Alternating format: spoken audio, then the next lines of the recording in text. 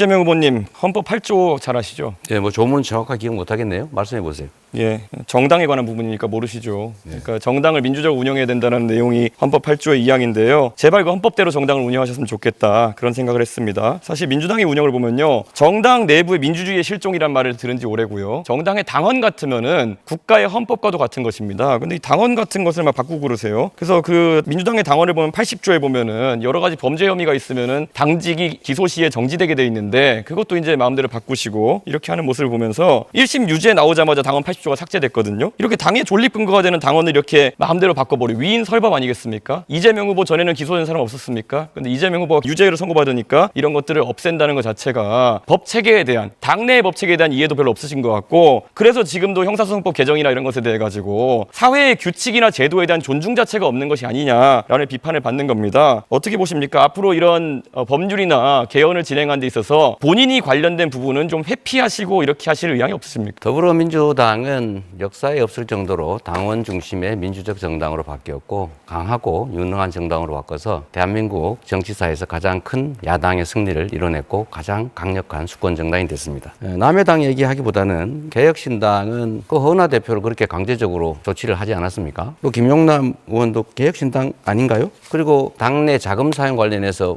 부패 혐의로 고발당하고 그랬던 것으로 아는데 시간 지냈는데요. 어쨌든 그런 점도 살펴보시기 바랍니다. 시간 지났다니까요. 예, 뭐 허은하, 김용남 그렇게 좋으시면은 허은하 의원님이 말씀하신 거 제가 이재명 대표에 대해 평가한 거 읽어드리면요. 매표 포퓰리즘 하는 사람이다. 한국판 차베스다. 김용남 의원은요. 이재명은 대통령커녕 성남시장의 자격도 없다. 경기도민이 낸 세금으로 횡성 한우보다 더 맛있다는 횡령 한우를 사 먹었으면 죄값을 치러야 된다. 뭐 이런 부분도 반영해가지고 같이 데려가셨으면 좋겠다. 이런 말씀드립니다. 그리고 계속 이제 질문에 질문으로 답하시는 아주 안 좋은 그런 어떤 태도가 있으신데요. 지난번에도 똑같았지만은 이제 국민들이 그 수법 잘 알 테니까 자제해 주셨으면 합니다. 오늘 또 이 토론이 있는 날에도 제가 알기로는 이재명 후보님 재판 공판 준비 기일이 있었던 걸로 알고 있습니다. 법인카드 사적 유용 혐의에 대해서 재판 공소장을 보니까 흥미로운 대목이 있습니다. 많은 분들이 뭐 10만 원 때문에 그러냐 그렇게 하는 분들인데 그거는 공직선거법에 대한 부분이고요. 지금 재판받는 거 보면은 2019년부터 2021년 10월까지 과일만 2,791만 원 정도 법인카드로 사셔가지고 사적 유용 때문에 재판받고 계신 거거든요. 259번 과일을 사주셨는데 2,791만 원어치 드셨어요. 과일이 평균 가격을 보니까요. 뭐 종류가 다양하겠죠. 1kg에 10,000원 정도 하던데요. 이 기준이라면은 2,800만 원어치의 과일을 2년 동안 드셨으면은 2.8톤입니다. 혹시 집에 뭐 코끼리 같은 거 키우십니까?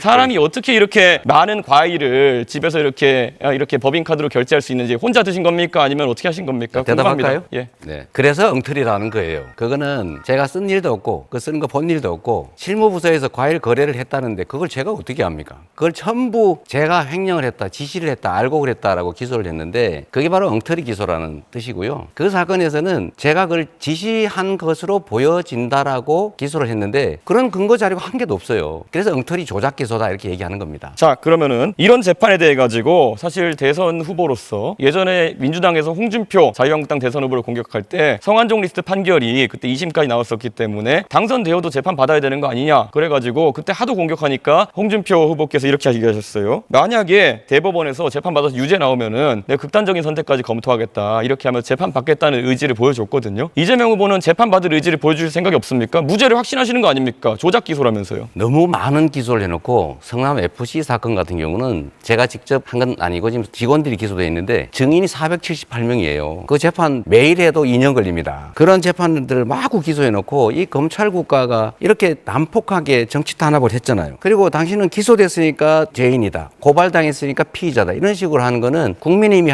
주로 하던 수법인데 예, 시간 다 우리 됐습니다. 이준석 후보는 좀 자제해 주시면 좋지 않을까 싶어요. 그런데 뭐 사실 그렇게 따지면 홍준표 후보는 얼마나 억울하셨겠습니까? 최종적으로 무죄인 사건이었는데 그런데도 떳떳하게 나는 재판을 받아서 실제로 극단적인 선택할 정도로까지 내가 책임지겠다라고 했는데 이재명 후보는 그거 안 하겠다는 말씀을 지금 돌려서 하시는 거 아니겠습니까? 자, 그리고 권영국 후보님께 좀 여쭤보겠습니다. 네. 권영국 후보님, 사실 이재명 후보님이 사실 가족 간의 그런 어떤 좀 특이한 대화나 이런 걸 하셔가지고 문제되신 건 아까 사과하시고 이렇게 했었는데요. 가장 또 놀라는 것이 혹시 정의당의 그러니까 민주노동당 기준으로 여쭤보고 싶은 게 만약에 어떤 사람이 여성에 대해 가지고 얘기할 때 여성의 어떤 성기나 이런 곳에 젓가락을 꽂고 싶다 이런 얘기를 했다 그러면 이거는 여성 혐오에 해당합니까? 아닙니까? 그건 뭐 답변하지 않겠습니다. 민주노당 저는- 기준이 없습니까? 이런 성폭력적인 있죠. 발언에 대해서? 그건 있죠. 그러나 지금 이걸 묻는 취지는 잘 모르겠는데요. 기준은 매우 엄격합니다. 매우 문제가 되는 우리는- 발언입니까? 아닙니까? 우리는 당연히 이제 성적인 학대를 한다든가 이런 부분에 대해서는 누구보다 엄격하게